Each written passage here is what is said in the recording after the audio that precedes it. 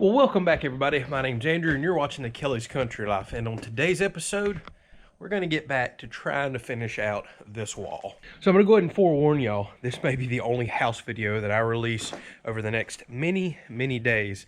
And that's because it is my least favorite season of the year, tax season. So I spent the last several days running errands, hardware store runs, getting no work done, and I spent 6 straight hours yesterday in front of the computer going through hundreds of receipts and thousands of items. Now, there's some good news in this. Everybody's been asking, where y'all at financially on the house? How much does it cost? Price per square foot, all that. I'm adding all that up right now. So that's a good part of me going through all this stuff, getting all the taxes ready. I've just got more to do this year than I've ever had because of, well, the YouTube income, the social media side of things, and me going through and adding up everything for the house. So I'm going to get you those figures. And if you're new to the channel, don't forget, I've always promised at the end of this build, I'm going to do a full line item cost breakdown where we spend our money. I'm going to give you a better breakdown than I've ever seen anybody give because it's more realistic that way. Most people price a home as, well, price per square foot. Oh, there's a whole lot more to it than that, and there's more money that you need to be prepared for to spend than that to truly move into a home. So we're going to share all that with you. All right, so I was coming in to grab some tools real quick. Thought I'd share this with y'all because a lot of people have asked. So it has been in the 80s the last couple of days. It's supposed to be 82 today, I think 82 tomorrow, and it was in the 70s the day before that. This has been on heat since last week when it was cold, set to 66.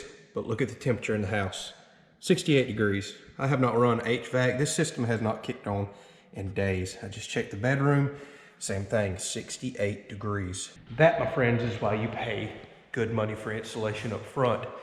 My HVAC literally has not kicked on in days. It's still maintaining 68 in here, which feels wonderful, even though we've been in the 80s. But that's also the reason you need to run you a whole house dehumidifier or an ERV or something like that, because well, your HVAC just never kicks on a run, pulls the humidity out of the air. And speaking of humidity, 50%.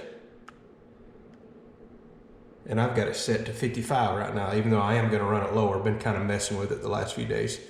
So, humidity's holding well too, thanks to my dehumidifier. Spend the money on good insulation, trust me.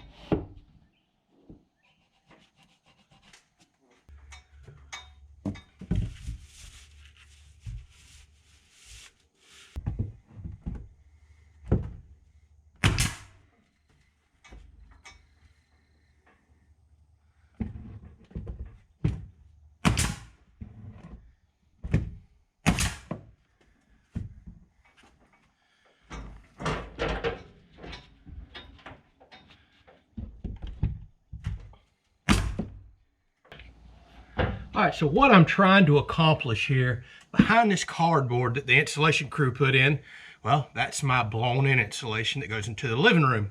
Other side of that's a little bit of sheetrock, and then ultimately the tongue groove pine that's up there. But regardless, I'm not making the house as energy efficient as I can if this were to stay exposed and cold or hot air constantly expose themselves to it. So what I've decided to keep it nice and simple is match this side of the house up just like the other side. So I'm putting a strip in here, and then I'm actually going to connect to this 2x6 purlin here with a piece of plywood that comes across. And I'm pretty much just going to make an enclosed soffit over here. No need for ventilation because, well, this cavity doesn't have any major temperature differences, and I'm not concerned about reaching dew point, moisture settling out, things like that. And we don't have an attic we're trying to vent and cool off here because, well, we're insulated right here. So I think the best thing before I spray paint the ceiling and kind of get the porch painted up is, like I said, just to make that soffit. We wouldn't want to leave that exposed. It doesn't look very good either.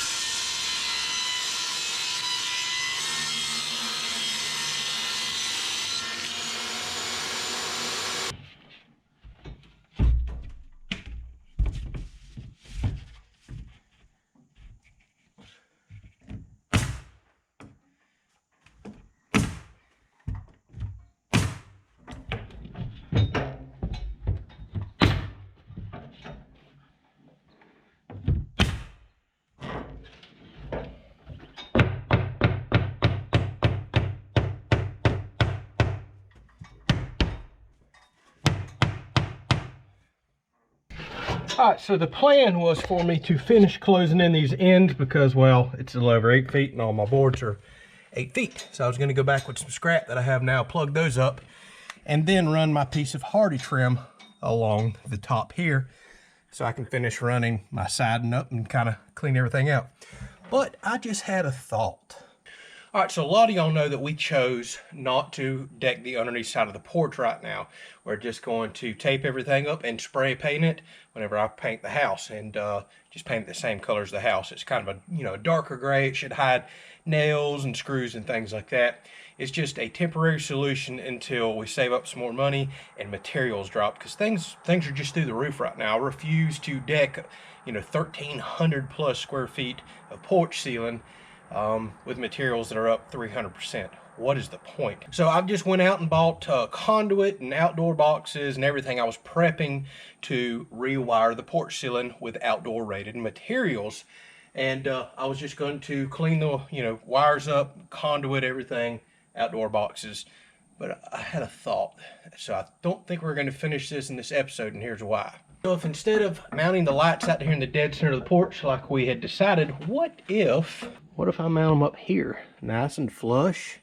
Then you don't have any wires and boxes run down the center of the porch, and I can always change that later whenever we finally decide to deck the porch.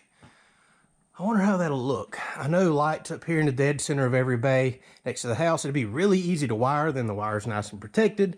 I can go return a lot of these boxes and conduit and save some money.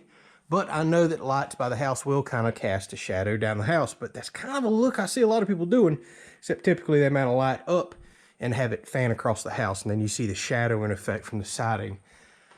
Ultimately, I'm going to leave this decision up to Tiffany. So I think we're going to go ahead and move into finishing up running several runs of siding. We're going to stop until she gets home this afternoon, and I'm going to leave these ends open. That way I can fish wire through if she decides that she would like to put lights up there instead of out here. Then I can take all this mess out, clean the porch ceiling up, and just have lights right there. In all honesty, we're probably never going to use these lights. That's just if we need to light up the side porch for, say, a get-together or something like that. Otherwise, we'll just use kind of the wall-mounted lights. Y'all haven't heard me talk about these in a while. I just had my tile guy over the other day, and he was like, man, I've did hardy siding before. It's like, do you have those specialty clamp-on gauges called gecko gauges that everybody seems to buy for this? I said, no, I have these old Malco gauges that I've had for 12 plus years that just snap right on, hold your board, you pop a little tab down, the board falls in after you've popped a couple nails. They work so good, so good. Malco gauges, M-A-L-C-O. If you're doing hardy siding by yourself, heck, even with two people, these already set the spacing and everything for you. Get them.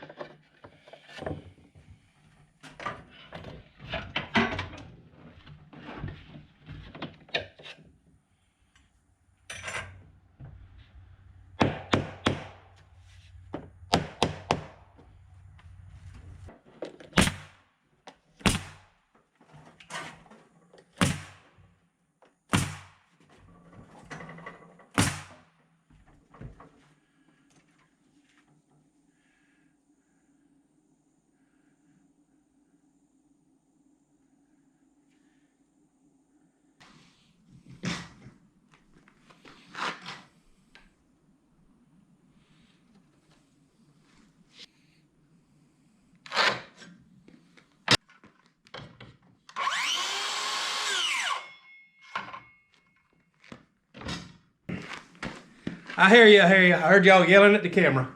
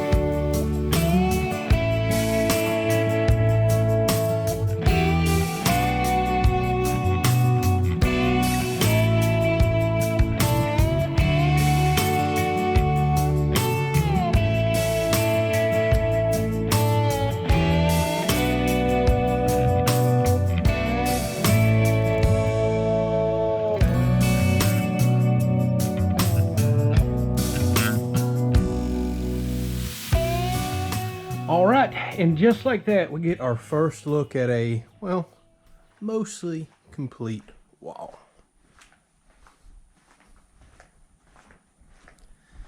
I tell you what, as I walk around out here, you don't realize how long a 70-foot long porch is.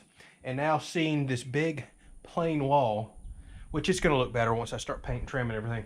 Or definitely got to put some decorations out here, whether it be some benches and flower pots, things like that. We have a lot of just bland wall we need to do something with, which I'm sure that's something Tiffany will be excited about, and me not so much, because I'll probably have to build and take care of a lot of these, well, decorations and knickknacks. Okay, so all I have left to do is install the trim up top. I put one piece of 3.5-inch hardy trim all along the top. I like to do that to break the transition between a wall and roof, and I'll paint it white. And then we'll have to rip down probably about a 2-inch strip. I hate that it's so small, but it is what it is, to fill the gap between the trim and the siding. But I'm not going to do that until Tiffany gets home this afternoon and we talk about if we want to leave these lights out here like this. Well, it won't be like this, but same location. I'll just have to run everything set up for waterproof. Or if we want to move and get some boxes to go in over there, and I run all the wiring up in the soffits, what I'll call it, and actually have some lights there. I looked at some pictures on my lunch break. It doesn't look half bad. I kind of like the way it throws the light down the wall. So ultimately, we'll let her decide, and then we'll let you know by the next episode. All right, well, here it is.